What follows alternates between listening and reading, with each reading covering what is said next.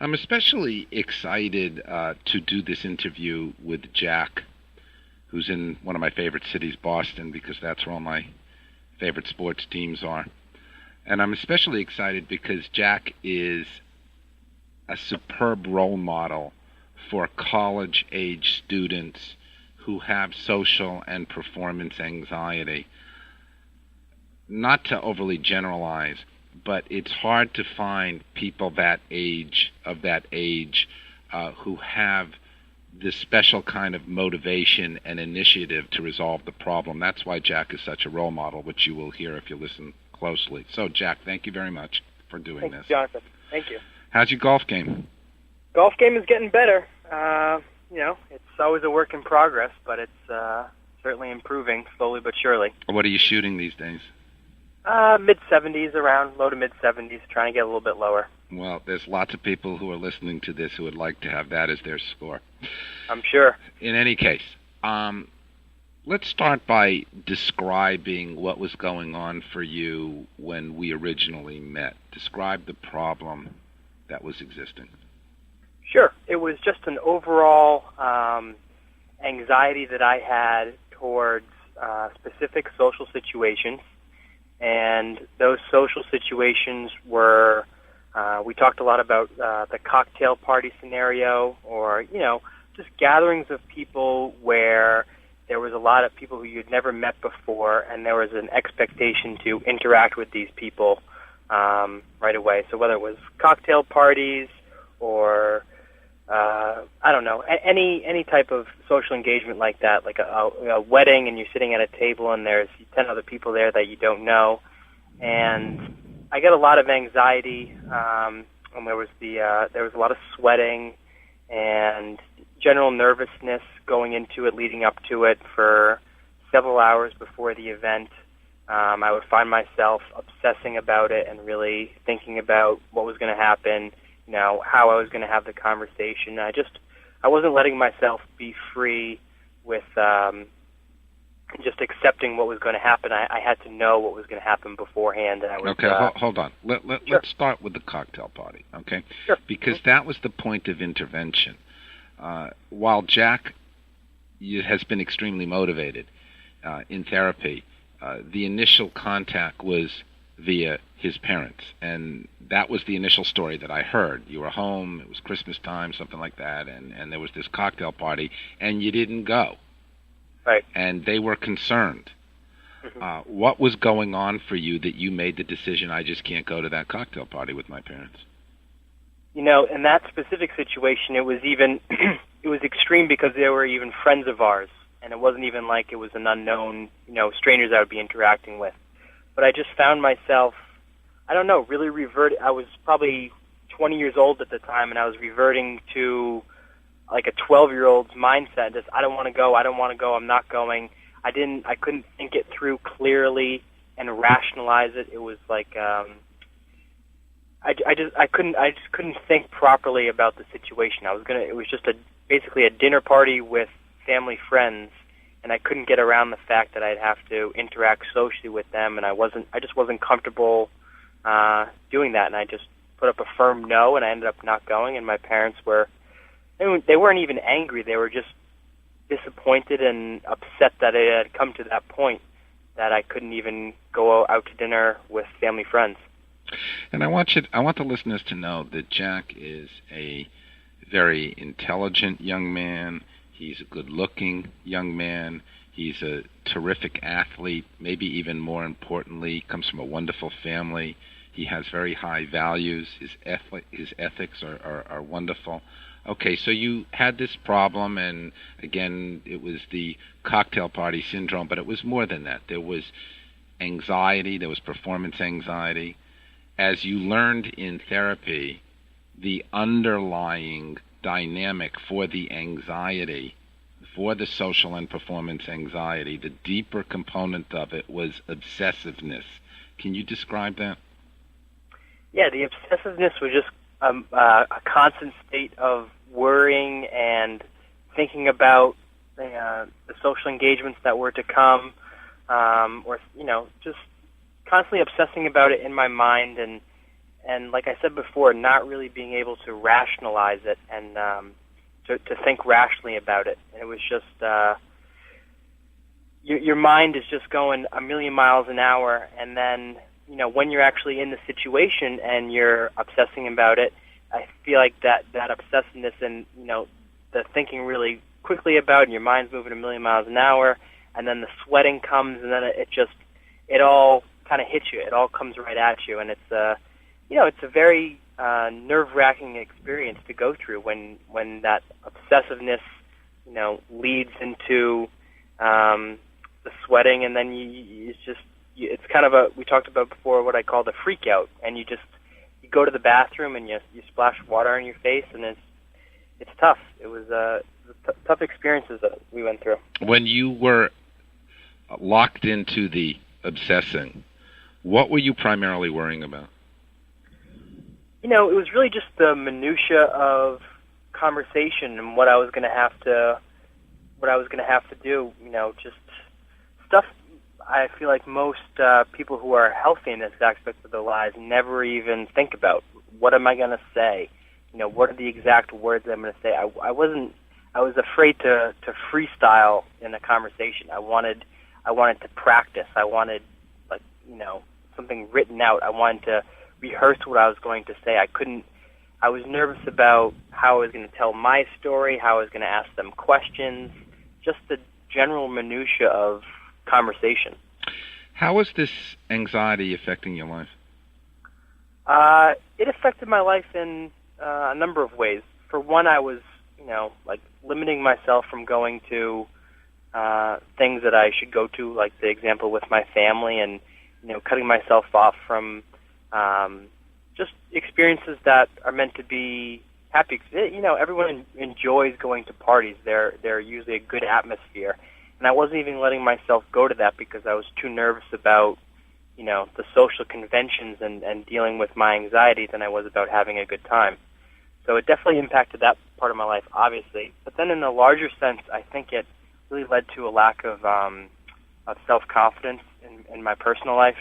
And, I think, and that manifested itself in an untold number of ways. Just a general lack of confidence in myself, and it was just a lack of self-confidence. And then a question that I ask everybody that I interview: do you feel that this anxiety problem was affecting your mood? Yeah, I think it was. I think there was, I don't know if there was a cloud over my head, but it was, I wasn't allowing myself to be happy and free, and just whenever you worry and you can almost tell anxiety on the face of somebody. They just look kind of really, really tight and really stressed out, and they're not free and easy and relaxed. And I think that was kind of like a permanent attitude that I carried around with me. And every once in a while I would be able to be happy and be free, but my general consistent mood was kind of an anxiety ridden attitude. Do you remember what your thinking was or your attitude when your parents made the first step for therapy? I think it was relief. I think a lot of people are reticent to admit that they have a problem or an issue or something that could be fixed. And I think that's especially true for kids my age, because it's tough to kind of admit that you're not good in social situations or that you get uncomfortable, because you see all your friends seemingly able to do it so easily every weekend night, and they're always going to parties and having a good time, and you feel kind of like an outcast. And it's to admit that is a really big step, and a lot of people are not able to do that right away. So when my parents took the initiative on it, my mom in particular, I think she heard something about you on WFAN or 660, and she made the phone call. She told me about it, and I don't really remember there being any hesitation on my part. I was like, all right, let's go. I'd love to learn more about this, and I'd like to see if we can to change this, because I'm sick of dealing with it. That's a very, very healthy attitude. Okay, now, very subjectively and very honestly, what percentage of your problem, when you consider the performance anxiety, the underlying obsessiveness, how it impacts your lifestyle, meaning the things you used to avoid, the worrying, all that kind of stuff, what percentage of the overall problem do you feel you have resolved to this point? I would say between 90 and 95% of that. Okay, now that's an amazing stat. Now what I want you to do is I'd like you to talk for just a couple more minutes about how you achieve that number. Sure. Well, obviously, it all started with the conversations that I had with you and going through certain scenarios and talking them out and learning more about what they meant from like a psychological perspective, and rather than just, here's what happened, and then we were able to talk it out. And I think one of the biggest couple things that we touched on was nurturing the natural child, which is your ability to enjoy things spontaneously and just be curious about things and not always have to have a plan like I did in the past. And what started to happen was I started to take some of the techniques that I talked about with you, and you were a great sounding board for the situations I talked about, and then I would go into the real world. I'd get off the phone with you, and then there would be an event, and a social event that I would previously have said, no, I'm not going to. And while at first there was still a large amount of anxiety in going to that event, I saw it as, this is a test. This is like a training situation to see if you can implement some of the techniques and to see if you can, if you have improved. And the way I looked at it was, even if I fail miserably, it's still going to be, a great topic of conversation for my next time I get on the phone with Jonathan, because it's going to be, I'll have to tell him what my physical reaction was, what my mental state was, and then we'll be able to move on going forward. So what I started to do is put myself in a lot more of those type of situations, and it really helped, because, the more repetitions and more practice you get, the better you're going to get. Okay, the more repetition and the more practice you get, yes, you're going to get better. Some people don't, just by repetition. Repetition and practice is very important if you coordinate it with what you're doing with your thinking and handling your emotions and the physiology of performance, okay? So just for another minute here, the difference now when you're going into a social event or a cocktail party, the way you approach it now, your attitude, your psychology now as compared to before, is how? The biggest thing I've noticed is that I'm not preoccupied with it leading up to the event.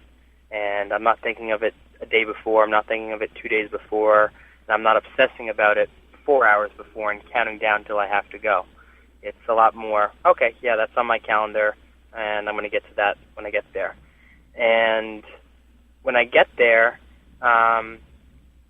it's definitely, I'm less concerned with myself, and I feel like that was a big issue. Was I went in there and I was thinking about, this has to be a performance, I have to really put on a good image of myself and do a very, very good job. You don't have to, it wasn't about performance. There shouldn't be a performance aspect to it.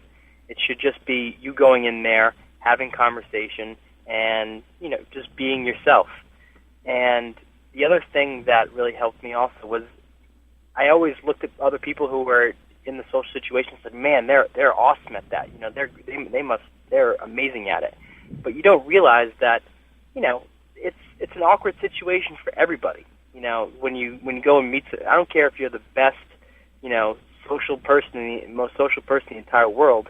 Any, first time meeting somebody and you have to have a 20-minute conversation with them, there's always going to be a certain level of awkwardness, and it just comes down to accepting the situation for what it is, being yourself, and not worrying about putting on a performance. That's what really helps. So you had to play around with the concept of perfection, right? Oh, definitely. Just 30 seconds on that, please. Perfection was, I just thought every word I had to say was perfect. Every story, every reaction, I mean, it sounds silly even saying it right now, but it was just, I didn't want to slip up in any way. And I don't even know how to define what a slip up would be in a conversation. But, you know, after I'd go to a cocktail party, say, I'd come back, and if I felt like I messed up some part or didn't really know what to say in a certain situation, I would beat myself up over it for not being perfect, not having the perfect response or whatever. And that's something I definitely got past. Last question. We could go. This is wonderful. We could go on, but I want to wrap this up with one last question.